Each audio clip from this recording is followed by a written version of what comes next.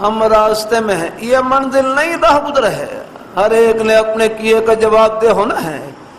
یہ پہلے زمانے میں بادشاہ ہوتے تھے، بادشاہ بھی اپنے سکوں پر وہ ایسا جملہ لکھواتے کہ جس سے آخرت کا دھیان لگا رہے۔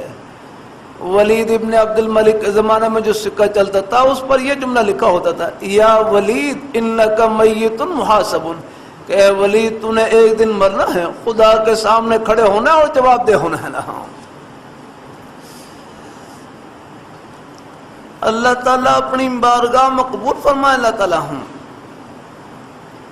اللہ تعالیٰ اپنی بارگاہ مقبول فرمائے، اللہ تعالیٰ ہم سب کو اللہ اپنے ایمان پہ قائم رکھے۔ اللہ اپنے ایک بادشاہ کے بارے میں آتا ہے، ایک بادشاہ انہوں نے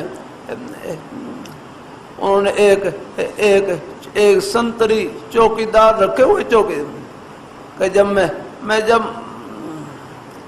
اپنے تخت کے اوپر آ کر بیٹھوں تو بس قرآن پاک کی آیت پڑھ دیا کریں، کل نفس ذائقۃ الموت، کل نفس ذائقۃ الموت، تاکہ موت کا دھیان لگا رہے لینا ہوں۔